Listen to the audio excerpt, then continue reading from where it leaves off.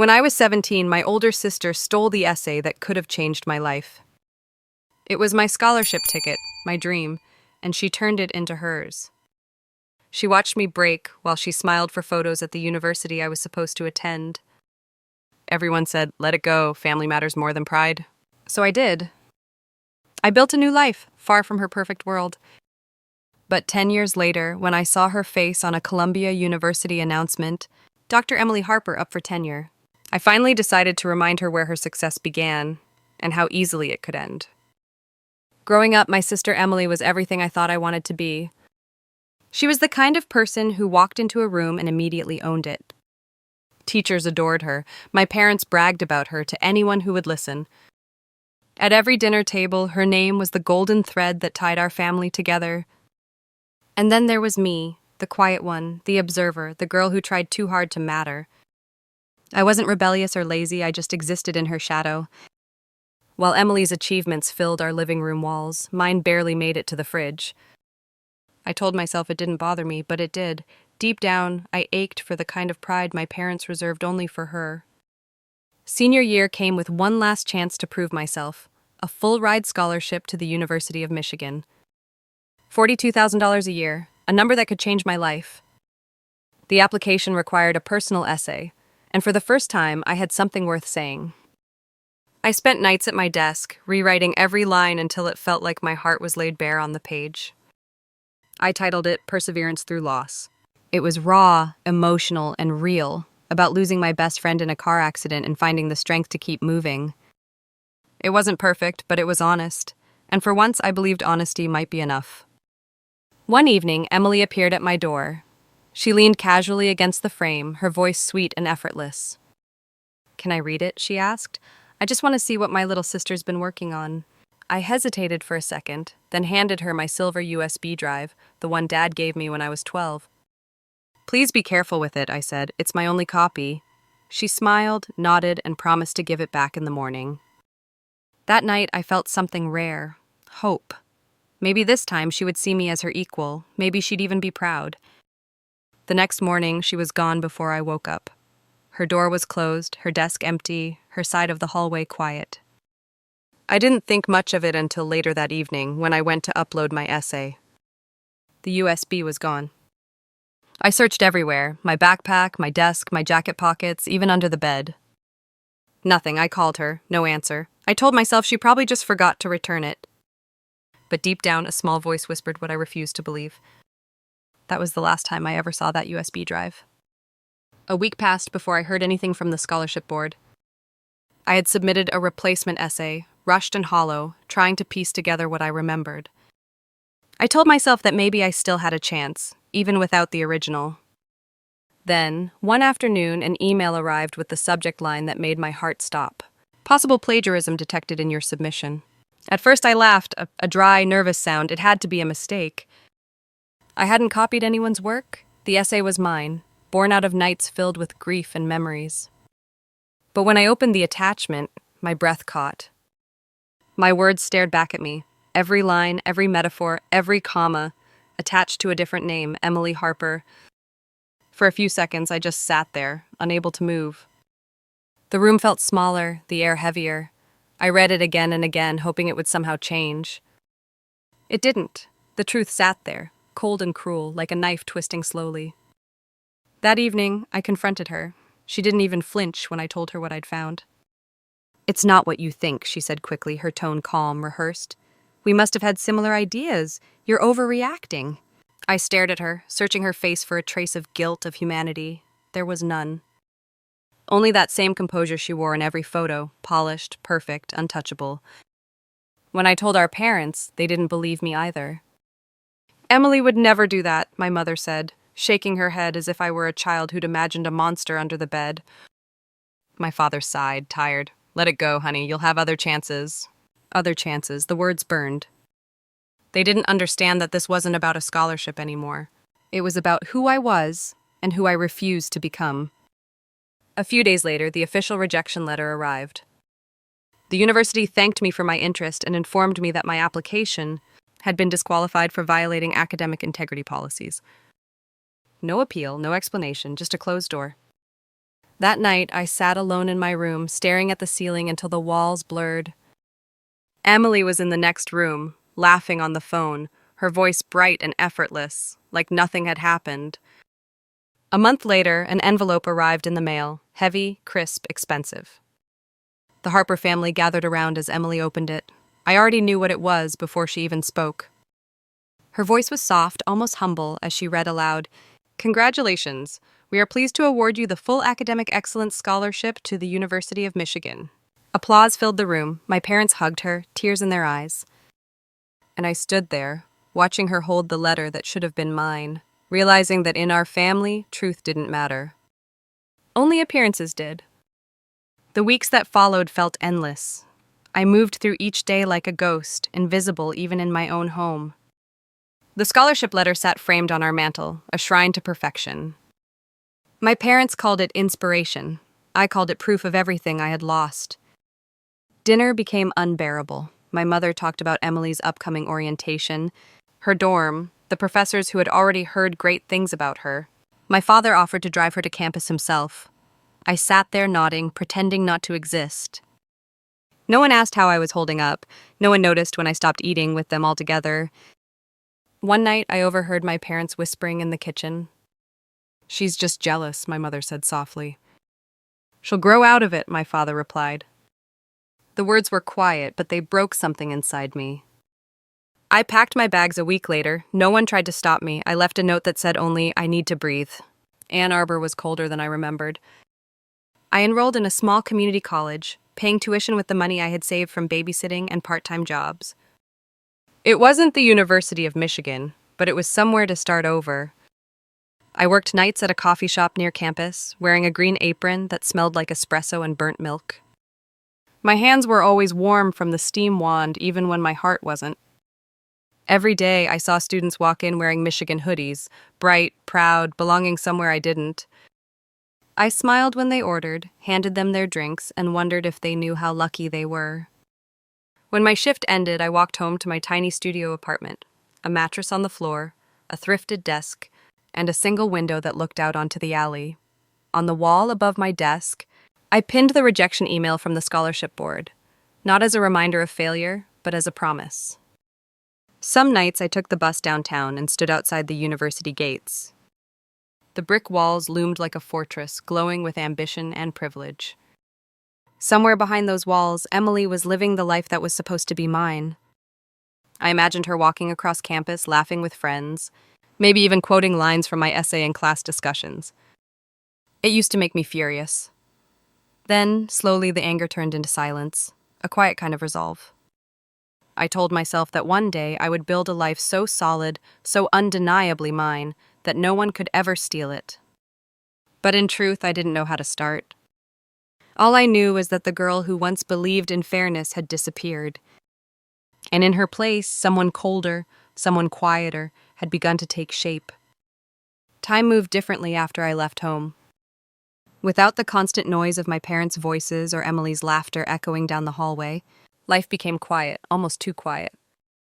I learned to fill that silence with work, with motion, with purpose.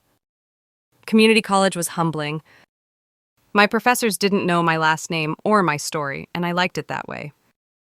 I sat in the back of classrooms, taking notes, speaking only when called on. Nobody compared me to anyone. Nobody looked at me like I was second best. For the first time, I was just a person trying to make it through.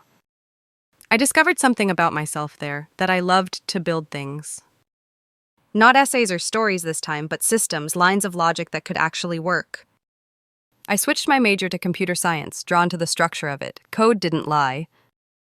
It either worked or it didn't. There was no favoritism, no bias, no family politics hidden between the lines. The coffee shop became my second home. I memorized the orders of regulars, the exact hiss of the espresso machine, the way sunlight hit the counter at 4 p.m. I was 21 when I realized I had built a quiet rhythm. Wake up, work, study, repeat. It wasn't glamorous, but it was mine. Eventually, I graduated with my associate degree and transferred to a state university. It wasn't the University of Michigan, but I didn't care anymore. By then, I had stopped measuring my worth by the names printed on acceptance letters. I was just tired of surviving. I wanted to live. By 25, I was living in Austin, Texas, working as a software engineer for a small startup. The job paid $72,000 a year, more money than I'd ever seen in my life. My apartment overlooked the city skyline, all glass and quiet strength. Sometimes I stood by the window at night, watching the lights blink across downtown, thinking how far I'd come from that girl who once cried over a lost USB drive. And yet, no matter how far I moved, some things followed me. There were nights when a random memory would catch me off guard, the sound of my sister's voice. The glow of that acceptance letter, the look on my mother's face when she said, "Let it go." I didn't talk about my family much. When people asked, I said we were distant. That word always made them nod politely, assuming the usual drama. Nobody knew that distant meant something deeper, a wound that had never closed, just scarred over. Still, I kept going. I built a career, made friends, even smiled more often. But beneath it all, there was a quiet promise humming under my skin. Not of revenge, not yet, but of something waiting. Something patient. Something that never forgot. It happened on a Tuesday afternoon, one of those ordinary days that start in silence and end up changing everything. I was on my lunch break, scrolling through LinkedIn with a cup of lukewarm coffee in hand, half distracted, half bored. My feed was the usual blur of promotions, motivational quotes, and smiling coworkers announcing new jobs. Then I saw her name. Dr. Emily Harper, up for tenure at Columbia University. For a moment, I couldn't breathe. The world around me blurred, the sound of the office fading until there was nothing but that name, bold and glowing on the screen. Her profile photo showed her standing in front of a lecture hall, wearing a navy blazer and the same self-assured smile she'd had since we were kids. The headline beneath her name read, "Dedicated educator, passionate researcher, advocate for academic integrity." Academic integrity, the words made something inside me tighten. I set the coffee down, my hand trembling just enough to make the cup rattle. 10 years. It had been 10 years since she stole that essay, 10 years since she built a future out of my words, my pain, my story. And now she was being celebrated for her brilliance, for her ethics, for her original work. I clicked on her profile, thousands of connections, dozens of articles. Photos of her speaking at conferences, receiving awards, smiling in front of banners that read truth, knowledge, honor. I stared at the screen for a long time, until my reflection merged with hers on the glass of my laptop. We looked almost identical, same eyes, same lips, same posture. Two versions of the same person, one built on honesty, the other on theft. I didn't feel angry, not yet. Anger would have been too easy, too noisy. What I felt was colder, a clarity that filled every inch of my body. That night, when I got home, I opened my old Google Drive account for the first time in years. The password came back to me without effort, like muscle memory. Inside, buried under folders of class notes and old resumes, was a file titled Essay Final Doc. I clicked it open. The document loaded slowly, line by line, words I hadn't seen in a decade. My words, still there, untouched, dated, and time-stamped. I scrolled to the bottom of the page, to the final sentence I'd written as a 17-year-old girl trying to make sense of loss. Sometimes survival isn't about winning. It's about not letting what's broken define you. I smiled faintly, the kind of smile that doesn't reach your eyes. Because in that moment, I realized something. Survival had defined me long enough. It was time to rewrite what came next. The next morning, I woke up earlier than usual. The city outside my window was still half asleep, the streets painted in that gray light before sunrise. For years, I had learned to bury my past. Now I was about to unearth it. I opened my laptop and went straight to my old Google Drive. It felt like opening a time capsule. The folders were chaotic, half-finished essays, scanned assignments, photos of my dorm that no longer existed. But there it was, Essay Final Docs. The timestamp glowed faintly beneath it. Created April 12th, 2015. Modified April 14th, 2015. That date meant everything. It was before the scholarship submission deadline, before Emily ever touched my work. I clicked through the version history, watching the timeline scroll through my old edits, my words, my fingerprints, all preserved like digital DNA. Then I went further. I pulled up the metadata, exporting the details into a document, creation date, author tag, word count, device ID. My old laptop's name, Lena's MacBook Air, sat there, undeniable and permanent. My hands moved with precision. I didn't rush. I printed every piece of data, every page of revision logs, every screenshot of timestamps.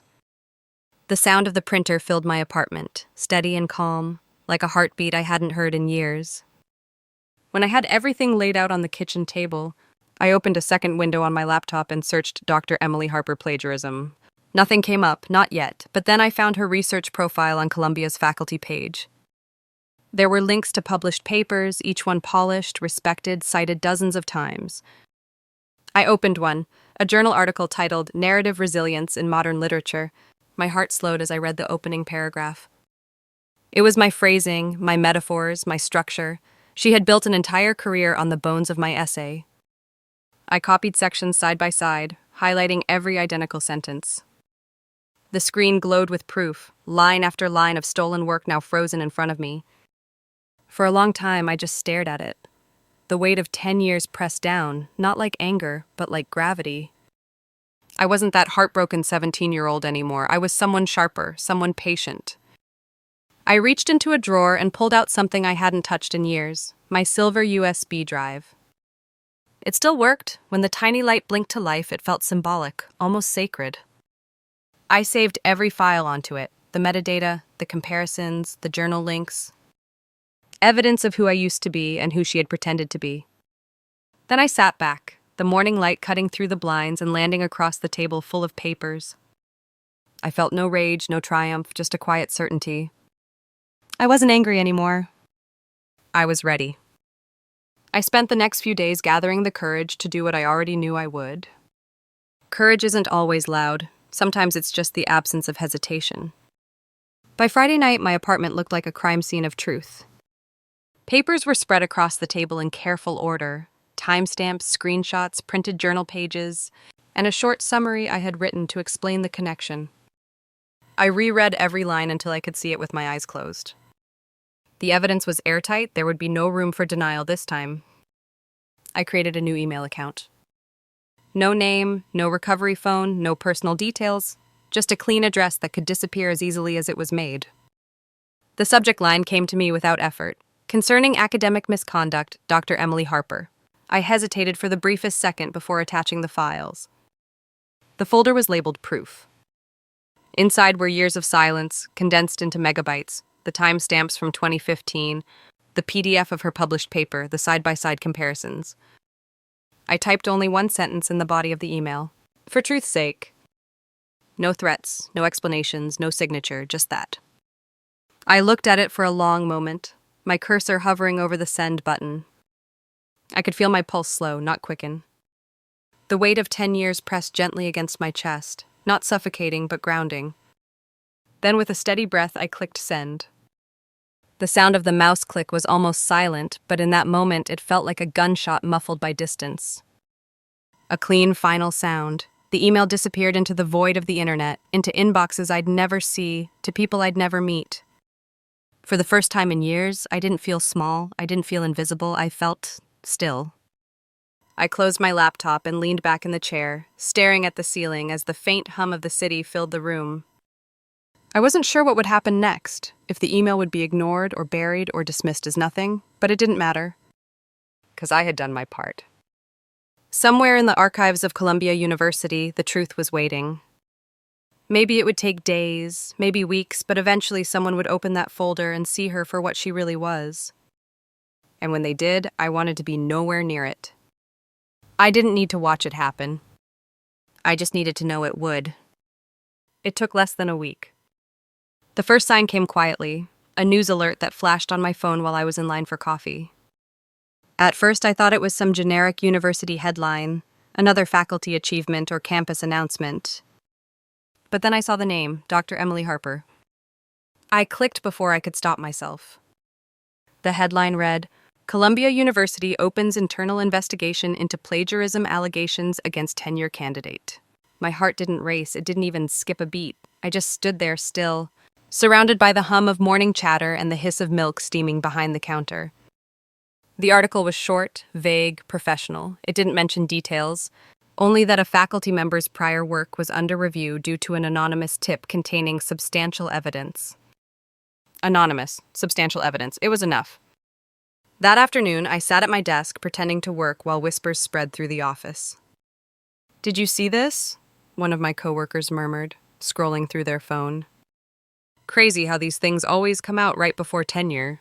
I nodded politely, pretending not to care. That night, my mother called. I let it ring out, then she called again and again. Finally, a text appeared. "Please call us, it's about your sister." I didn't reply. Later, when I checked her voicemail, her voice was trembling, the same tone she used when the world didn't make sense to her. "Your sister, they're saying awful things. I don't know what's happening. Please, just call me." I didn't. Instead, I poured a glass of wine and sat by the window, watching the lights of Austin flicker like slow-moving fireflies. The city felt alive, breathing, unaware that somewhere hundreds of miles away, a different kind of silence was spreading through Columbia's campus. The next morning, another headline appeared, longer this time. "Professor Harper accused of plagiarism in early academic work, tenure decision on hold." There was a photo of her walking out of a building, face pale but composed, reporters swarming around her. I almost admired how she still managed to look dignified while the ground crumbled beneath her feet. I didn't screenshot it, I didn't save the article, I didn't need to. The image burned itself into memory, the cost of truth catching up. For years she had smiled at my pain. Now I wondered if she'd finally understand it. I leaned back, closed my eyes, and took a slow sip of wine. The taste was dry, sharp, and clean. I hadn't ruined her life. I'd only reminded her what it was built on. Somewhere an email had done what I couldn't. And justice, quiet, patient, inevitable, had finally found her. 2 weeks later, the outcome was official. The email came early in the morning, hidden among the usual work updates and promotional newsletters. Columbia University Faculty Tenure Review, Public Statement. I clicked, though I already knew what it would say. The statement was brief. Following an internal investigation, Dr. Emily Harper's application for tenure has been formally denied due to verified breaches of academic integrity. That was it. No drama, no headlines screaming her name anymore. Just a few measured sentences, cold and final. I stared at the screen for a long time, letting the words sink in. The sunlight crept slowly across my desk, touching the edge of my coffee mug. My fingers, the old USB drive lying beside my laptop. The same one she'd stolen from me all those years ago. It was scratched now, a little bent, but it still worked. Still carried the weight of everything she took and everything I reclaimed. I picked it up, rolling it between my fingers. I thought about the girl I used to be, desperate for approval, for fairness, for someone to believe her. That girl was gone now. The woman holding the USB didn't need anyone to believe her anymore. I didn't feel triumph. I didn't even feel joy. What I felt was quieter, a kind of peace that had taken a decade to find. My phone buzzed again. It was my mother, one last attempt to make sense of what had happened. I turned the screen face down and ignored it. Some conversations no longer needed to happen. On the news later that evening, there was a single follow-up article. It mentioned that Dr. Harper had resigned from her position to focus on independent research. No one would ever publicly say the word plagiarism again, but it didn't matter. The stain would follow her anyway, invisible but permanent. I poured another cup of coffee and sat by the window, watching the city glow beneath me. I thought about how strange justice can be. Not loud, not cinematic, but subtle, methodical, inescapable. I hadn't destroyed her life. I hadn't screamed for revenge. I had simply revealed the truth she hid. And in that quiet act, I found what I'd been chasing all along. Not vengeance, not victory, but balance. The truth had done what I never could. It spoke for itself. Months passed quietly, and life began to settle into something that finally felt like peace. The noise faded. No more articles, no more whispers, no more ghosts from the past. Emily's name disappeared from the headlines as if it had never been there at all. And for the first time in a decade, I stopped waiting for closure. Because maybe closure isn't something that arrives. Maybe it's something you build for yourself. I left the tech startup soon after and started teaching coding at a community center in Austin. The students were young, hopeful, and endlessly curious. Watching them reminded me of a version of myself I had almost forgotten, the girl who once believed that honesty and effort were enough to change her world. Maybe that girl hadn't died after all. Maybe she had just grown quieter, wiser. On slow evenings, after class ended, I often stayed behind in the dim glow of the monitors. One night, I opened a blank document and titled it Perseverance Through Loss. The same essay, a different meaning. It wasn't about pain anymore, it was about resilience. About learning that revenge isn't always about destruction. Sometimes, it's simply reclaiming the piece of yourself someone tried to erase. When I finished writing, I plugged in my old silver USB drive, the same one that had once vanished, taking my future with it. I saved the file there, watching the small blue light blink once before fading. Somehow it felt symbolic, a full circle quietly closing. I stood by the window, the city stretching out below me like a map of choices and consequences.